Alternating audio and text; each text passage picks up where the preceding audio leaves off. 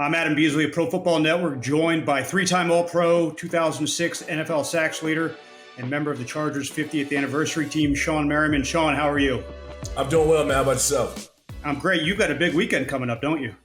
Yeah, now massive weekend. Lights Out Extreme Fighting 15, my MMA organization. We got a big fight down in Long Beach. And fight week's always crazy. You know what it is? It's very similar to getting ready for a game. You know, that anxious, that feeling you get getting closer to the game, it's going to be big. But, yeah, we got a huge fight. 18 fights starting at 5 p.m. Pacific. We'll be on live on Fubo Sports and Fubo TV. We air on Bally's and all that stuff, too. Probably playing the fights now on Bally's. But Lights Out Extreme Fighting, people can go look for more information at lightsoutxf.com. So, yeah, huge weekend coming. Tell me about Lights Out. For people who don't know about it, what's involved? Yeah, so I launched my own MMA organization back in 2019. And for people who don't know, I started training with a lot of these MMA guys in the mid-2000s. In fact, Jay Glazer was one of the ones that kind of introduced me to MMA. And I started doing it just to work with my hands, right? And just, be a better outside linebacker and pass rusher. Fell in love with the sport, stayed around for the last 17 years. And so, when I launched my organization, my main goal was to see, how many guys can we get an opportunity to get to the UFC, right? That was, a big thing for us. We've had massive jumps in TV and streaming on Fubo and Bally's, Amazon, Freevee. Got a couple other things, BN Sports coming up. And also my multi-sports platform coming up here soon that we're launching in the next 3 weeks with Lights Out Sports, which will be on every major TV platform. So if you got a smart TV, it'll be there, Roku, and so forth. So we're launching with 20 channels. And that's about 3 weeks away, man. So you got drag racing on there, poker, darts, chess, boxing, combat sports. So it'll be loaded with the content that people came to see. I was doing some reading, and it looks like you want to help some former players find a second career in fighting, too, if that's something they're interested in. Yeah. In fact, we just had A.J. Hodgkins on our last card that we had. He's a linebacker, played at Oregon, and this guy is just a monster. And there's a lot of up and coming guys that are done with their careers early with football, and I'm watching more and more guys transition into combat sports. I know we've seen like Le'Veon and Frank, Le'Veon Bell, Frank Gore, Adrian Peterson. Greg Hardy had his short stint in the UFC, but there are more guys coming. And the bigger we get, the more notoriety and eyeballs that get on us, the more and more people that want to come and fight. And these guys are, they played 4 or 5 years in the NFL and they're done, right? They still physically fit. They want to go and compete. And we give them that opportunity to come and compete. So I think for us, that has been more of a passion, fun thing for me to watch these guys transition into this sport. We're joined by former Chargers legend Shawne Merriman, who is the founder of Lights Out Extreme Fighting. They have Lights Out Extreme Fighting 15 Saturday night at Thunder Studios in Long Beach, an 18 and over event. Tell me about the main event. Yeah, Daniel Ramirez is there in the main event, and Richie Palomino.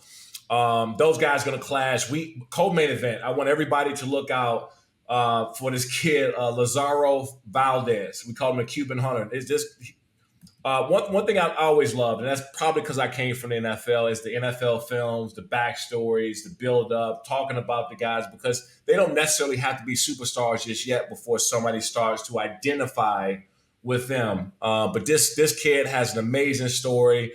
We got eight amateur fights too that's happening with these guys going to end up turning pro with us, and those are all going to be on football. And that's what we different at, right? We want to show the amateurs in the process and watch these up and coming superstars have an opportunity to become big one day. And we feel like we have the best up and coming talent in the business.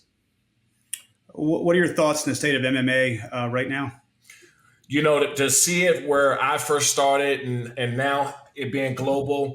I remember when they got approved in New York in 2015, which is not that long ago, right? And so I think the UFC has done a great job at just making this a global phenomenon and opening the doors. It's been great content for streaming partners and TV because it has the biggest impressions. Everyone loves fighting. Everybody watches combat sports in some shape, form, or fashion. So to see the numbers that we've had jump, 70%, 90%, People now reaching out over to us all over the world, all over the country. And, if you go on Bally's or some of these regional stations right now, you'll see a long lineup of Lights Out Extreme Fighting. And so the notoriety is just getting there. I'm just getting started in the sport, man. For me, it's very hard to find that passion, right, when you get done with playing football. A lot of guys struggle trying to figure that next thing out. I was at a sense that I couldn't wait, right? Like I could not wait to get to what I'm doing now. And this is what get me up in the morning. And I wouldn't do anything else because I love what we're doing now. Well, we're a football website here at Pro Football Network, so I had to ask you some football questions. We're getting you on April 3rd. The Stefon Diggs trade just went down. Your initial thoughts? Obviously, you used to be a member of that organization up in Buffalo. What are your thoughts? Yeah, former Terp, man. Both of us, myself and Stefon, and, he's like a little brother to me. And look, we were shocked, right? I think everybody was shocked and just how quick that went down because it went from no talks at all, right? That wasn't something that was dangling out there. We've seen, Justin Jefferson and all these other bigger name wide receivers at least being, kind of shopped and dangled around a little bit. We didn't hear much talk with Stefon Diggs.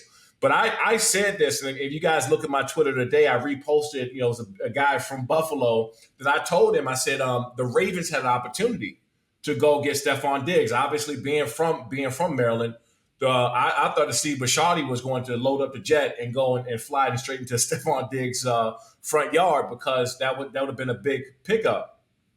Turned out it was the Texans, and I know the Bills are my former team, but the Texans won this trade. They won because they got a wide receiver that is going to consistently put up 1,000+ yards for you. Can't put up 1,000+ yards for you. And you got a young quarterback and C.J. Stroud to get him the ball. And I believe the Texans has made one of the fastest turnarounds as an organization in the last decade or so. I don't remember anybody coming in from what they looked like before they drafted C.J. Stroud to what they've done in the last 2 off seasons. I don't think we've seen anything like that in a very long time. So kudos to them, being smart enough to bring in, D'Amico Ryans. Kudos to them for drafting, a young C.J. Stroud and Will Anderson, outstanding pass rusher who I think is going to be a star in the NFL one day. And then you add Stefon Diggs. That means this makes those guys a contender right now. I completely agree. I think the Houston Texans are certainly a team to watch in 2024. The Chargers are a team to watch for a different reason. Jim Harbaugh, your thoughts on their new head coach? I don't think it could have went any other way. It was too many synergies, right? Obviously, with him playing for the Chargers at one point in his life, he's been very vocal about possibly getting back to the NFL at some point. He's been very vocal about his thoughts and his love for Justin Herbert. And vice versa, the Chargers, the fan base, it was so much.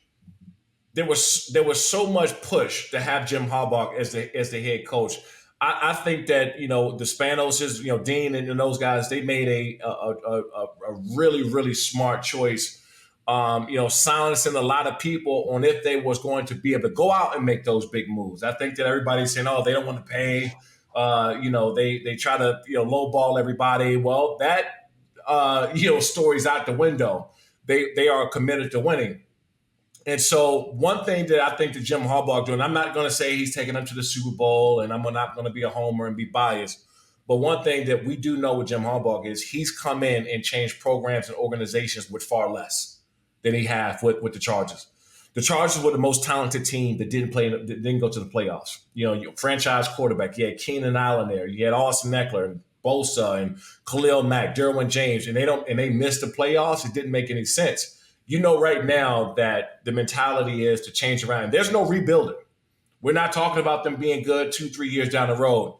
They got an opportunity this season to turn that thing around and come out in that division on top. Well, they need some wide receivers, but it's a pretty good wide receiver draft, so I think they will address that position in the days to come. A couple more questions. I'll let you run. One, hip drop tackle ban. I'm sure you, as a defender who played during a much more physical era, didn't love that rule change. Actually, I did.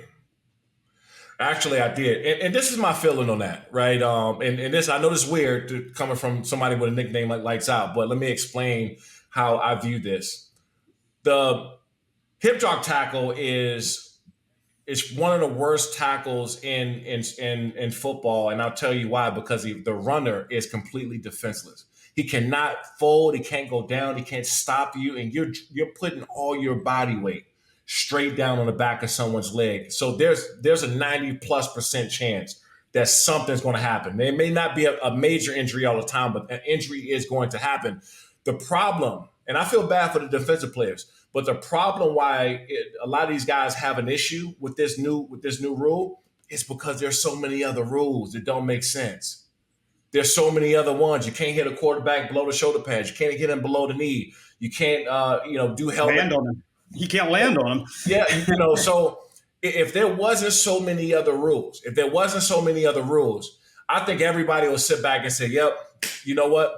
Let's take this out, because guess what? This tackle only happens maybe 1 or 2 times a game, right? This is not like a reoccurring thing that's going to happen 10 plus times. This is 1 or 2 times, but guess what? Those 1 or 2 times, guys are getting injured, and so the NFL, I can't sit there and say that I would be happy as a defensive player with all the other rules, but I honestly feel like they got this particular one right. Yeah, you talk to Troy Vincent, they say 20 to 25 times the injury rate with that tackle as opposed to any other tackle. Certainly understand why they did it. Last one, I'll let you go. Cover the Miami Dolphins down here in South Florida. Jalen Phillips going through an Achilles rehab. You've been through it too at that position. What's that journey like? Yeah, I was praying for him, man, because he was a up and coming guy coming off the edge. He can really get. I love his game. And I think we follow each other on social media now, because I think I saw him doing lights out dance one of those times he got a sack. But my advice to him is take it easy getting back. The last thing you want to do is rush that in, because it is by far, in my opinion, because I've had a knee reconstruction, I've had shoulders, I've had the Achilles. The Achilles is the worst one to come back from, because there's a couple different levels. The first, even when you get back healthy, there's a mental thing that goes by that if I push off of this too hard, or if I step back on it wrong, I'm going to tear it again. So you got to get over the mental part of it. That's going to be a difficult thing for him. And also the compensation. This is why he has to take his time on getting back, because if he doesn't, you can tear the other one, or you're going to have the opposite knee is going to start hurting. The opposite side of your back is going to start hurting. You're going to be pulling the opposite groin. So you have to watch the compensation, man. But he'll be back. He'll be fine. But he has to take his time getting back, because if not, you can risk other major things happening. That's Shawne Merriman, a founder of Lights Out Extreme Fighting, with a big bout on the card on Saturday. Shawne, thanks for the time. Thanks for having me. You guys check it out live on Fubo TV, Fubo Sports, lightsoutxf.com. You guys check it out. Big weekend Saturday. Thank you.